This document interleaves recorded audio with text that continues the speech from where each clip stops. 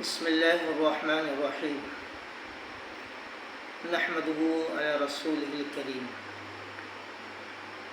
آج کا سوال یہ ہے کہ سجدہ سہو کب واجب ہوتا ہے؟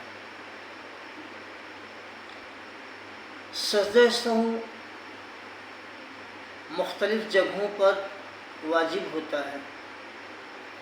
اس کو سمجھنے کے لیے کچھ باتیں سمجھنا اصولی طور سے اور یاد رکھنا اصولی طور سے ضروری ہے۔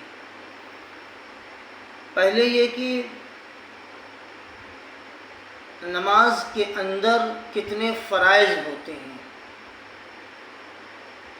دوسری بات یہ ہے کہ نماز کے اندر کتنے واجبات ہوتے ہیں۔ نماز کے فرائض اور نماز کے واجبات، یہ دونوں چیز اچھی طریقے سے یاد ہونا چاہیے۔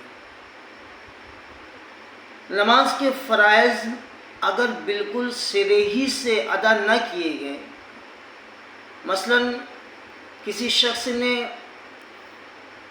سجدہ نہیں کیا یا رکوع ہی نہیں کیا اور اس کو آخر میں یاد آیا، تو کیا کرے گا؟ اب سجدہ سہو کرے گا یا نہیں کرے گا؟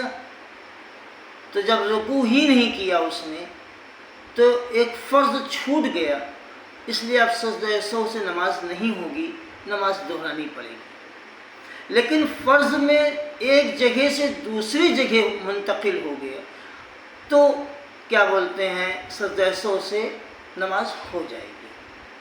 مثلا رکوع کی جگہ پر سجدہ کر لیا اور سجدہ کی جگہ پر رکوع کر لیا،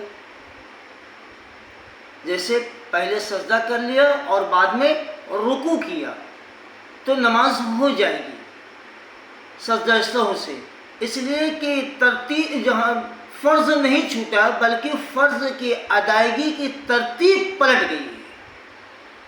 فرض نہیں چھوٹا، فرض اس نے ادا کیا اور اس فرض ادا کرنے میں فرض کی ادائیگی کی جو ترتیب ہے، یعنی پہلے رکوع کرنا اس کے بعد سجدہ کرنا، اور وہ اس کے الٹا گیا کہ پہلے اس نے سجدہ کر لیا بعد میں رکوع کیا تو نماز ہو جائے گی سجدہ سہو سے۔ لیکن اگر اس نے رکوع کیا ہی نہیں تو رکوع کرنا فرض ہے، اس لیے اس کی نماز نہیں ہوگی سجدہ سہو سے۔ اسی طریقے سے سجدہ سہو، اسی طریقے سے فرض کی ادائیگی میں دیر کر دینا، فرض کی ادائیگی میں دیر کرنا۔ مثلا اس نے رکوع کیا، رکوع کرنے کے بعد قوما کیا اور قوما کرنے کے بعد سجدے میں جانے کے لیے کافی دیر تک وہ کھڑا رہا، تو چونکہ سجدہ یہ فرض تھا اور اس کو فرض کو ادا کرنے میں اس نے دیر کی ہے، اس لیے یہاں پر سجدہ سہو لازم ہو جائے گا، یہ فرض کے متعلق یہ ایک اصول ہے۔ خلاصہ کلام یہ ہوا کہ اگر فرض چھوٹ گیا، نہیں نماز میں ادا کیا اس نے، تو سجدہ سہو سے نماز نہیں ہوگی، نماز دہرانی پڑے گی۔ مگر سجدہ فرض ادا کیا، فرض ادا کیا، ترتیب پلٹ گئی یا فرض کے ادا کرنے میں تاخیر ہو گئی، تب وہ سجدہ سہو کرے گا اور سجدہ سہو سے نماز ہو جائے گی۔ یہ فرض کے متعلق ہو گیا۔ دوسری بات واجب کا ہے۔ واجب کا بھی یہی معاملہ ہے۔ اگر تھوڑا فرق ہے، واجب کی ادائیگی میں اگر تاخیر ہو گئی تب سجدہ سہو سے نماز ہو جائے گی، اور واجب کے ادائیگی میں اگر ترتیب پلٹ گئی، آگے پیچھے ہو گئی، تب پر بھی نماز ہو جائے گی۔ اور اگر واجب چھوٹ گئی ایک دم سے، اس نے ادا ہی نہیں کیا، تب پر بھی سجدہ سہو سے نماز ہو جائے گی۔